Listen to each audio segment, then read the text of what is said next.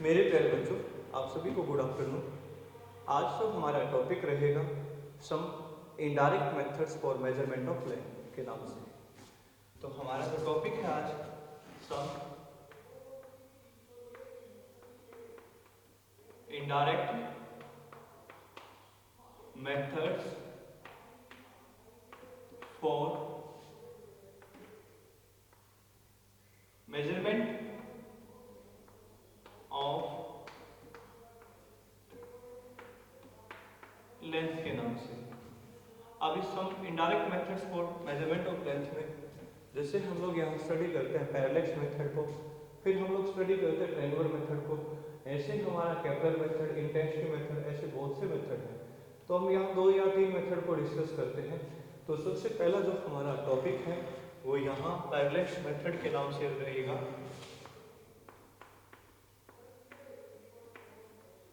Parallax method. तो देखिए, आप लोग को मैं पहले बता चुका हूं कि डायरेक्ट मेथड में क्या करते हैं हम लोग, हमारे पास कोई भी इंस्ट्रूमेंट रहेगा, उस इंस्ट्रूमेंट की सहायता से हम लोग क्या करते हैं, डायरेक्टली मेजरमेंट को कर सकते हैं। लेकिन इनडायरेक्ट मेथड में हमारे पास ऐसा कोई भी इंस्ट्रूमेंट नहीं है जिसके साथ हम क्या कर सकें, मेजरमेंट को कर सकें। तो इसलिए हम लोग क्या करते हैं, यहाँ कुछ मेथड्स, कुछ फॉर्मूलेस के जरिए उस डिस्टेंस को, लेंथ को और टाइम को, मास को फाइंड आउट करने की कोशिश करते हैं। ऐसे मेथड्स को ही हम लोग नाम देते हैं इनडायरेक्ट मेथड्स। और यहाँ indirect method for measurement of length में आपका आ जाता है पैरेलैक्स मेथड। तो देखिए, पैरेलैक्स हमारे पास होता क्या है। पैरेलैक्स एक सिंपल सा फिनोमेनन होता है जिसमें हम क्या करते हैं, जब अपनी राइट आई को क्लोज करके लेफ्ट आई से देखते हैं किसी फिक्स्ड पॉइंट ऑब्जेक्ट को, और फिर हम क्या करें, उसको अपनी लेफ्ट आई से देखें, तो उस दौरान हमें क्या नजर आएगा, उस ऑब्जेक्ट की पोजीशन के अंदर शिफ्ट नजर आता है। ऐसे ही शिफ्ट को हम लोग नाम देते हैं पैरेलैक्स। तो चलिए हम पैरेलैक्स के बारे में देखते हैं। पहले parallax is the name given to a phenomenon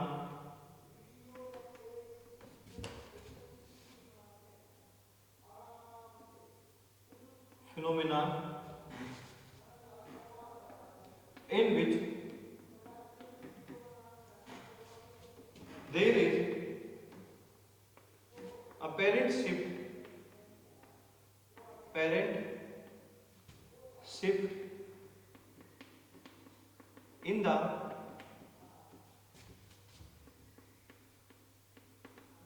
position of a fixed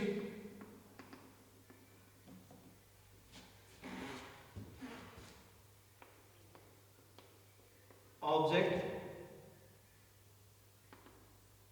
against the background when it is seen from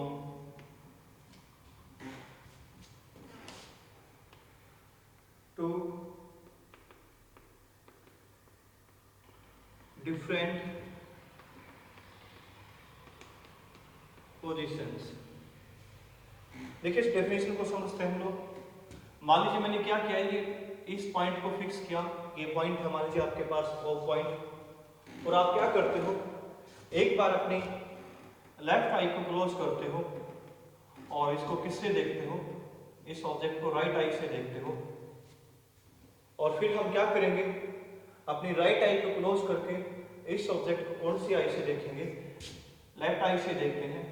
तो हमें इस ऑब्जेक्ट की जो पोजीशन में फेरबदल नजर आता है, जो कि हकीकत में नहीं है, क्योंकि अपेरेंट शब्द उस चीज के साथ ही हम लोग लगाते हैं हमेशा जो रियल में एग्जिस्ट ना करे, क्योंकि ये ऑब्जेक्ट तो अपनी जगह फिक्स है, क्योंकि ये फिक्स्ड पॉइंट ऑब्जेक्ट आपने एक स्टेशनरी ऑब्जेक्ट के ऊपर फिक्स किया है। लेकिन जब आप इसको लेफ्ट आई से देखते हो, राइट आई क्लोज करके, और आप क्या करते हो, राइट आई से देखते हो लेफ्ट आई क्लोज करके, तो उस दौरान हमें यहाँ इस ऑब्जेक्ट की पोजीशन में फेरबदल जो नजर आता है, ऐसे ही अपेरेंट शिफ्ट को हम लोगों ने नाम दिया पैरेलैक्स। और इसको पैरेलैक्स मेथड कब बोलते हैं? क्योंकि हम लोग इसका यूज करेंगे to find out the size and distance of an astronomical object. किसी दूर, हमारी अर्थ से जो दूर स्टार हैं, प्लेनेट हैं, उनके साइज को, डिस्टेंस को फाइंड आउट करने के लिए हम इस तरह की प्रोसेस का, इस तरह के मेथड का यूज करते हैं। अब जो ये वाली डिस्टेंस है लेफ्ट पॉइंट से राइट पॉइंट से, ये तो जो डिस्टेंस आपकी एक जैसी रहेगी, और जो ये वाली डिस्टेंस है ये भी एक तरीके से क्या रहती है, फिक्स रहती है। लेफ्ट पॉइंट और राइट पॉइंट के बीच की जो डिस्टेंस होती है उसको हम लोग नाम देते हैं बेसिस। ये वाली डिस्टेंस क्या कहलाएगी? बेसिस। और ये आपके पास क्या रहेगा? Angle theta. तो ये एक प्लेन एंगल वाली सिचुएशन बन जाती है। जो बेसिस है ये किसकी तरह काम करेगा? आर्क लेंथ की तरह काम करता है। और O से लेकर R तक की डिस्टेंस या O से लेकर L तक की जो डिस्टेंस है वो सर्कल की रेडियस की तरह काम करेगी। तो ये आप मान लेते हो रेडियस R के बराबर। तो हमारे पास आप लोगों को फॉर्मूला बताया गया था प्लेन एंगल के लिए, जो किसके बराबर होता है? आर्क लेंथ बाय रेडियस के बराबर होता है। तो आर्क लेंथ हम लोगों के पास L से लिखते हैं हम लोग, रेडियस को मान लीजिए R से लिखा। तो इस तरीके से अगर हम लोगों को एंगल के बारे में पता है, थीटा के बारे में पता है, और हम इस डिस्टेंस को निकालना चाहते हैं, तो हम उन दो पॉइंट के बीच की डिस्टेंस का भी पता करेंगे with the help of a scale. तो इस तरीके से हम लोग R को निकाल सकते हैं। R आ जाएगा हम लोगों के पास किसके बराबर?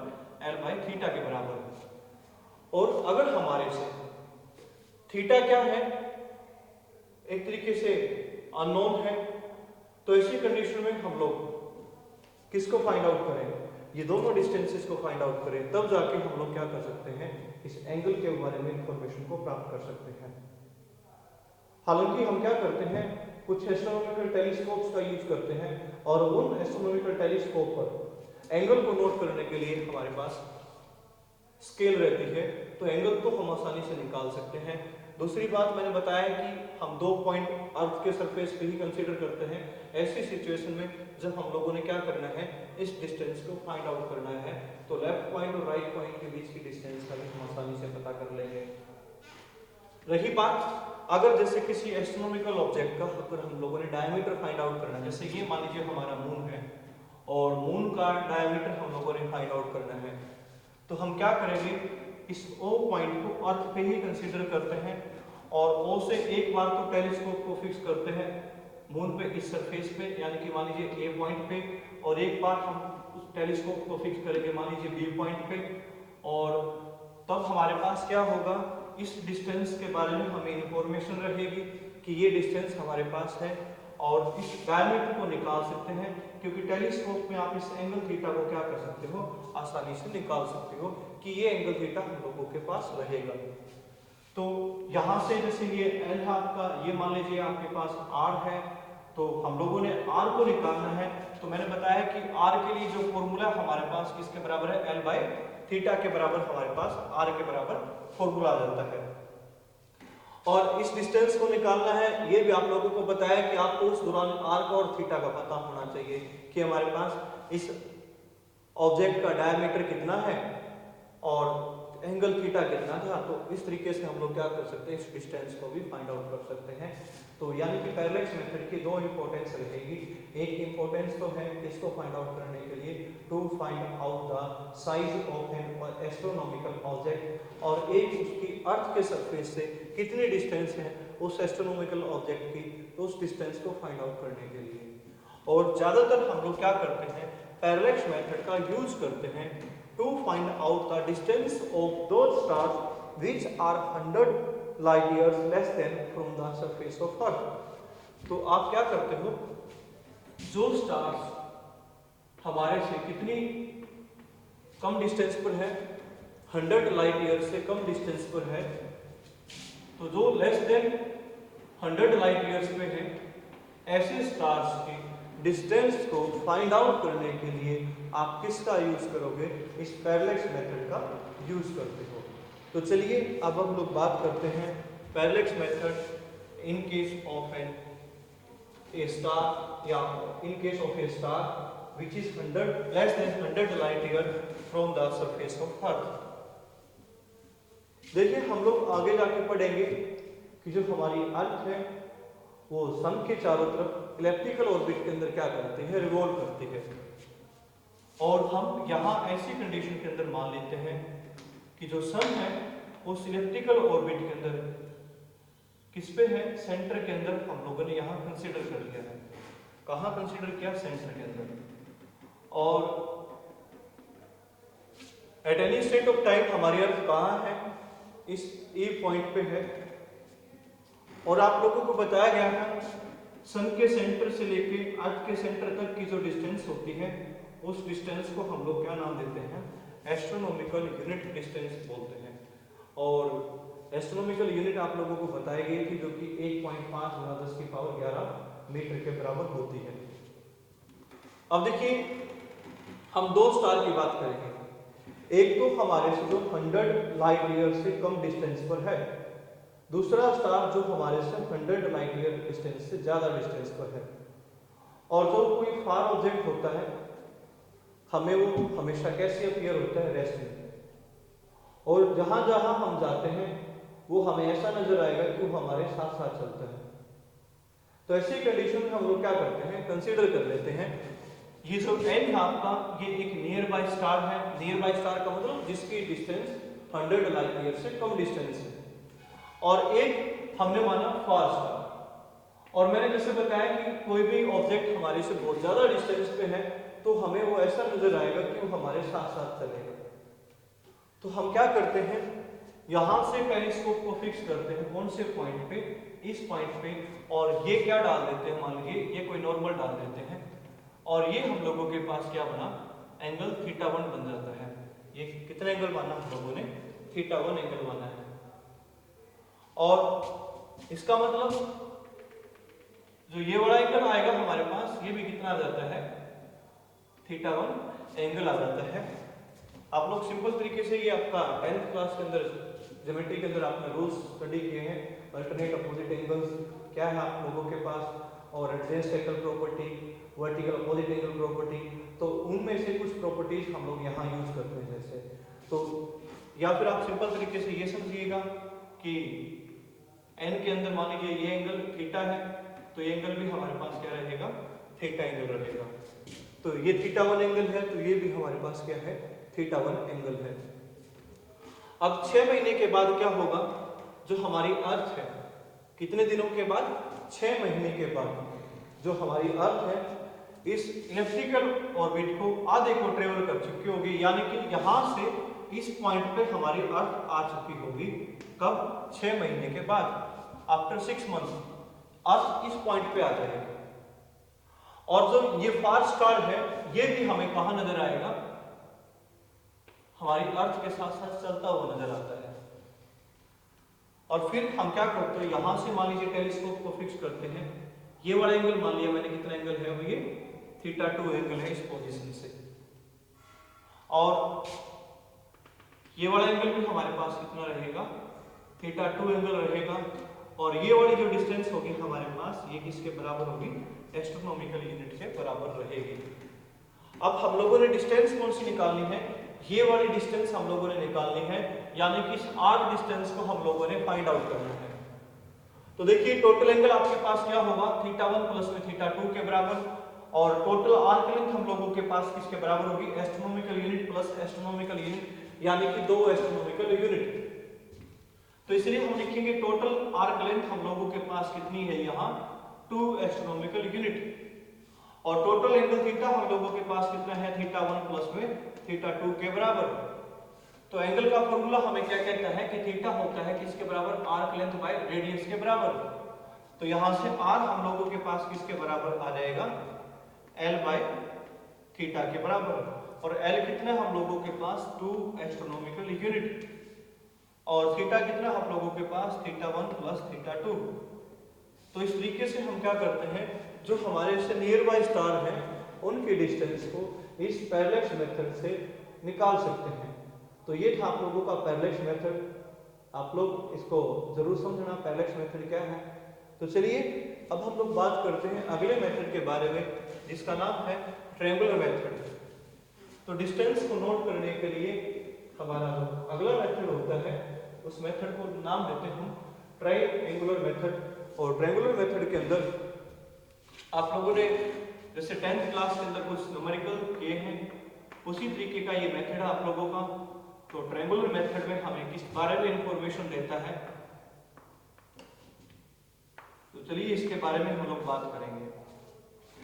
देखिए ट्रायंगुलर मेथड के अंदर आप इसका दो तरीके से यूज करते हो, एक तो असेसिबल ऑब्जेक्ट्स के केस में, एक इनअसेसिबल ऑब्जेक्ट्स के केस में।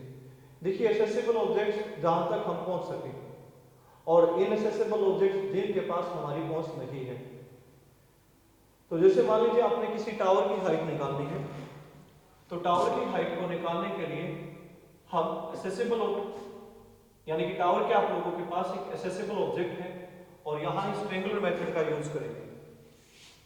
तो ए बी मान लीजिए आप लोगों के पास क्या है, कोई टावर है जिसकी हाइट h है। इस हाइट h को हम लोगों ने क्या करना है, फाइंड आउट करना है। मैं क्या करता हूं, बी पॉइंट से स्ट्रेट लाइन में एक ओ पॉइंट को कंसीडर करूंगा और इस ओ पॉइंट की जो डिस्टेंस है यहां से बी पॉइंट से, वो मान ली मैंने x, और इसको किसकी सहायता से निकाल सकते हैं, किसी मेजरिंग स्केल की सहायता से, किसी स्केल की सहायता से हम लोग इसको इस डिस्टेंस को निकाल सकते हैं। अब मैं क्या करता हूं, एक डिवाइस होता है हम लोगों के पास, सेक्सटेंट नाम से एक डिवाइस रहेगा।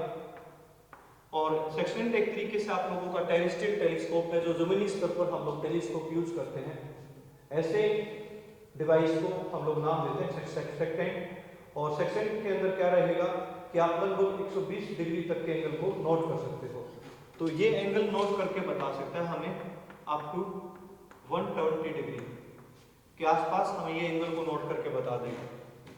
तो अब हम लोग क्या करें, यहां से एंगल ऑफ एलिवेशन बनाए कौन से पॉइंट पे, ए पॉइंट पे, और ये एंगल ऑफ एलिवेशन मान लिया मैंने कितना है हम लोगों के पास, थीटा एंगल है। अब हमारे पास यहां से हम ट्रिग्नोमेट्रिक रेशियो का यूज करते हैं, जिसके अंदर क्या रहे, परपेंडिकुलर और बेस। और वो ट्रिग्नोमेट्रिक रेशियो हम लोगों के पास क्या है, टेंजेंट। तो यहां से टेंजेंट थीटा जो हमारे पास होगा वो परपेंडिकुलर बाय में बेस, ये हम लोगों के पास होता है। और आपको मैंने बताया कि बेस यानी कि x को आप स्केल की सहायता से निकाल दोगे, थीटा आप इस सेकंड के अंदर नोट कर सकते हो कि इतना ये एंगल था। और इस तरीके से हम AB यानी कि h को निकाल सकते हैं, और h हमारे पास इसके बराबर है AB के बराबर, और ये हो जाएगा x इंटू में टेंजेंट थीटा के बराबर। तो देखिए ये आपका जो ट्रायंगुलर मेथड है ये यूज किया जाता है किन के केस में, असेसिबल ऑब्जेक्ट्स के केस में ये यूज किया जाता है इस ट्रायंगुलर मेथड को। और अब ट्रायंगुलर मेथड ही है हमारा जो किसके केस में यूज करना है, हम लोगों ने इनअसेसिबल ऑब्जेक्ट्स के केस में यूज करना है। देखिए इनअसेसिबल ऑब्जेक्ट्स का मतलब जहां तक हम लोग पहुंच नहीं पाते, जिन ऑब्जेक्ट्स तक हमारी पहुंच नहीं है, ऐसे ऑब्जेक्ट्स को मैं यहाँ इनअसेसिबल ऑब्जेक्ट्स के नाम से जानूंगा। तो जैसे मान लीजिए कोई टापू के ऊपर कोई पेड़ या कोई टावर वगैरह है और उसकी हाइट निकाल ली आप लोगों ने, और उस टापू तक आप यानी उस आइलैंड तक आपकी पहुंच नहीं है, आप उस आइलैंड तक नहीं पहुंच सकते, तो हम लोग क्या करेंगे, किसी सी के किनारे उस पेड़ को देखते हैं और उसकी हाइट को निकालने के लिए इस ट्रायंगुलर मेथड का क्या करेंगे, यूज करेंगे। तो आपका ट्रायंगुलर मेथड है किन के केस में, आप इन असेसिबल ऑब्जेक्ट्स के केस में। जैसे कि मैंने बताया कि मान लीजिए आपके पास, फिर से हम लोग कंसीडर करेंगे कि जो AB है वो कोई किसी टावर या किसी ट्री की हाइट h है और ये किसी आइलैंड पे है, और उस आइलैंड तक आपकी पहुंच नहीं है, उस आइलैंड तक आप किसी भी तरीके से नहीं जा सकते, लेकिन आप लोगों को क्या निकालनी है, इस पेड़ की हाइट निकालनी है। तो मैं क्या करता हूं, यहां से यहां तक की जो डिस्टेंस है वो O डैश आपके पास मान लीजिए तो मेजरिंग पॉइंट है, और ये डिस्टेंस भी मुझे नहीं पता है ये कितनी डिस्टेंस है, क्योंकि ये डिस्टेंस भी मेरे लिए क्या रहेगी, एक तरीके से अननोन डिस्टेंस रहेगी, मुझे नहीं पता ये डिस्टेंस कितनी निकल के आएगी। लेकिन मैं यहां से क्या करूंगा, ये किसी सी के किनारे मैंने इस O डैश पॉइंट को कंसीडर किया है, इस O डैश पॉइंट से एंगल ऑफ एलिवेशन को हम लोग बनाते हैं, और वो एंगल ऑफ एलिवेशन मान लीजिए हम लोगों के पास कितना एंगल आ जाता है, θ1 एंगल आ जाता है। तो ये एंगल मैंने मान लिया यहाँ पर θ1 एंगल। अब मैं o डैश पॉइंट से किसी o पॉइंट को कंसीडर करता हूँ और इस o पॉइंट की डिस्टेंस मुझे पता है वो कितनी है, मान लीजिए x, क्योंकि इस x डिस्टेंस को उस c के मतलब कि एंड से और इस o पॉइंट तक की डिस्टेंस को आप क्या कर सकते हो, फाइंड आउट कर सकते हो, और ये आप किसी स्केल की सहायता से इस डिस्टेंस को निकाल लोगे। अब इस O पॉइंट से भी हम क्या करें, एंगल ऑफ एलिवेशन को बनाएं, और ये मान लीजिए एंगल ऑफ एलिवेशन जो हम लोगों के पास है, ये कितना एंगल है, θ2 एंगल। θ1 θ2 की जो वैल्यू है वो सेकंड से आप निकाल सकते हो, जो मैंने आप लोगों को बताया तरीके से टेरेस्ट्रियल टेलीस्कोप, जो जमीनी स्तर पर टेलीस्कोप यूज किया जाता है, उस टेलीस्कोप की सहायता से आप θ1 θ2 को क्या कर सकते हो, निकाल सकते हो। तो चलिए अब हम बात करते हैं हम यहाँ इनएक्सेसिबल ऑब्जेक्ट यानी कि AB की हाइट को कैसे निकालें। तो देखिए अब हम AB की हाइट को निकालने के लिए क्या यूज करते हैं, यहाँ से मैं कोटेंजेंट θ1 को निकालूं और कोटेंजेंट θ2 को निकालूं, तो मेरे पास यहाँ से जो कोटेंजेंट θ1 है, कोटेंजेंट हम लोगों के पास क्या होता है, टेंजेंट का उल्टा हो जाएगा। तो ये किसके बराबर होगा, O डैश B बाय में हाइट h। तो हम इसको किसके बराबर लिखेंगे, O डैश B बाय में हाइट h यानी कि AB। ऐसे ही मैं लिखता हूं किसको, कोटेंजेंट θ2 को, और कोटेंजेंट θ2 मेरे पास किसके बराबर होगा, ये आपका टोटल बेस हो जाएगा किसके लिए, कोटेंजेंट मतलब कि θ2 एंगल के लिए, या मैं ट्रायंगल ABO के लिए जो बेस है हमारे पास टोटल वो OB रहेगा उस केस में। तो बेस क्या हम लोगों के पास, अब यहाँ से OB, और OB के डिवाइड में मैं क्या करता हूँ, हाइट AB को करता हूँ यहाँ, और मैं यहाँ से कोटेंजेंट θ2 से कोटेंजेंट θ1 को सब्ट्रैक्ट कर देता हूँ। मान लीजिए आप लोगों के पास इक्वेशन 1 है और ये इक्वेशन 2 है, मैंने क्या किया, 2 से सब्ट्रैक्ट किया इसको 1 को, तो इसलिए मेरे पास यहाँ से जो रिजल्ट होगा कोटेंजेंट θ2 माइनस में कोटेंजेंट θ1 के बराबर हो जाएगा।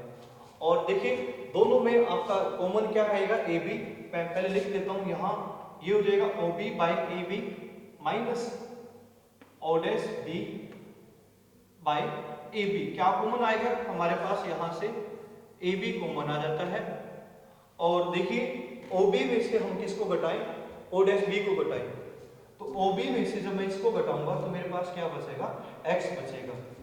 दोबारा से सुनो, OB में से मैंने किसको सब्ट्रैक्ट किया, O डैश B को सब्ट्रैक्ट किया, तो ये हम लोगों के पास किसके बराबर आ जाएगा, O डैश के बराबर यानी कि X के बराबर, तो ये X बाई H के बराबर हम लोगों के पास रिजल्ट आ जाता है। निकालना किसको है, मैंने H को निकालना है, इसलिए H हम लोगों के पास यहाँ किसके बराबर आ जाएगा, X by cotangent θ2 minus cotangent θ1 के बराबर आ जाता है। तो ये इनएक्सेसिबल ऑब्जेक्ट के केस में ट्रायंगुलर मेथड है हमारे पास। दोबारा से सुनिए आप लोग, यहाँ AB क्या था आप लोगों का, एक इनएक्सेसिबल ऑब्जेक्ट है जिसकी हाइट कितनी है, h हाइट, ये किसी आइलैंड पे है, और उस आइलैंड से यानी कि B पॉइंट से हम लोगों ने C के एंड पे O डैश पॉइंट लिया, और वो डिस्टेंस हमारे लिए अननोन थी, लेकिन सेकंड की सहायता से हम θ1 एंगल को निकाल सकते हैं, इस एंगल ऑफ एलिवेशन को निकाल सकते हैं। फिर हम लोगों ने O पॉइंट को कंसीडर किया और यहाँ से θ2 एंगल ऑफ एलिवेशन लिया। एक बार मैंने क्या किया, ABO डैश ट्रायंगल से कोटेंजेंट θ1 को निकाल दिया, जो कि O डैश B डिवाइड में AB हो जाएगा, और फिर मैंने ABO ट्रायंगल से कोटेंजेंट θ2 को निकाल दिया, जो कि OB बाई AB के बराबर हो जाएगा। फिर मैंने कोटेंजेंट θ2 से कोटेंजेंट θ1 को सब्ट्रैक्ट किया, तो X बाई H हमारे पास ये रिजल्ट आ जाता है, और H का जो रिजल्ट आ जाएगा X by cotangent θ2 minus cotangent θ1, ये हम लोगों के पास रिजल्ट आ जाता है। तो ये आपका जो मेथड था triangular method to find out the length, यानी कि हाइट को निकालने के लिए हम लोग इस तरह के मेथड का क्या करते हैं, यूज करते हैं। और ये मेथड आपका इनएक्सेसिबल ऑब्जेक्ट्स के केस में और एक्सेसिबल ऑब्जेक्ट्स के केस में आप लोगों को बताया गया है। तो चलिए आज का जो लास्ट टॉपिक हम लोगों का वो कैपलर मेथड की बात करते हैं, और कैसे हम लोग कैपलर मेथड से क्या कर सकते हैं, डिस्टेंस को निकाल सकते हैं। और कैपलर मेथड हमारा ये हमारे सिलेबस में 11th क्लास के सिलेबस के अंदर है, 6 यूनिट के अंदर भी ये टॉपिक आएगा, इसीलिए मैं यहाँ सिर्फ इसका आइडिया ही आप लोगों को बताऊंगा। तो कैपलर्स थर्ड लॉ है हमारा यहाँ इस केस में, और डिस्टेंस को फाइंड आउट करने के लिए हम लोग इसका यूज करते हैं। हम लोगों को पता है कि कोई भी जो प्लेनेट है वो सन के चारों तरफ इलिप्टिकल ऑर्बिट के अंदर क्या करता है, रिवॉल्व करता है। यहाँ दो तरह की एक्सिस होती है, ये वाली जो एक्सिस होती है ये मेजर एक्सिस होती है, ये वाली जो एक्सिस होती है ये माइनर एक्सिस होती है, और इनकी जो आधी आधी होगी वो कहलाएगी सेमी मेजर और सेमी माइनर। और हर एक प्लेनेट क्या करता है, सन के चारों तरफ इलिप्टिकल ऑर्बिट में एक डेफिनेट टाइम पीरियड के अंदर क्या करता है, रिवॉल्व करता है। तो ये लॉ हमें क्या कहता है कि square of time period of revolution directly proportional होता है किसके, cube of semi major axis. मान लीजिए ये वाली जो सेमी मेजर एक्सिस है ये r से मैं डिनोट करता हूं, तो t square directly proportional to r cube. और प्रोपोर्शनलिटी के साइन को जब हम हटाते हैं तो constant of proportionality capital K हम लोग यहाँ कंसीडर करेंगे। और ऐसे हम लोग क्या करेंगे कि एक केस में हमें अर्थ दी गई होगी, अर्थ का टाइम पीरियड ऑफ रेवोल्यूशन आपको पता है 365 डेज हम लोग कंसीडर करते हैं। अर्थ की जो आपके ऑर्बिट के बारे में भी आप लोगों को, डिस्टेंस के बारे में भी वो जरूर बताएगा, और फिर वो किसी दूसरे प्लेनेट के डिस्टेंस को या ऑर्बिट के साइज को निकालने के लिए, उसकी सेमी मेजर एक्सिस को निकालने के लिए हमें वो बोल सकता है। दोबारा से सुनो, केपलर्स थ्योरम लॉ हमें क्या कहता है, ये कहता है square of time period of revolution of a planet around the sun directly proportional to cube of semi major axis. और मैंने बताया था कि ये आपकी मेजर एक्सिस, ये माइनर एक्सिस, इसकी आधी आपकी सेमी मेजर और ये आपकी सेमी माइनर, और टाइम पीरियड का यानी कि t का स्क्वायर डायरेक्टली प्रोपोर्शनल है r क्यूब के। और इस न्यूमेरिकल जो वो देगा हम लोगों को, तो वो इनमें से किसी एक प्लेनेट के बारे में इंफॉर्मेशन देगा और दूसरे प्लेनेट के बारे में हम लोगों को टाइम पीरियड के बारे में या उसके डिस्टेंस के बारे में निकालना होगा। तो मेरे प्यारे बच्चों, ये थे आपके आज के टॉपिक। उम्मीद करता हूँ कि आप लोगों को अच्छे से समझ में आएंगे, और आप हमारे चैनल को सब्सक्राइब कीजिए, लाइक कीजिए। आप सभी का धन्यवाद। आप सभी का दिन शुभ हो।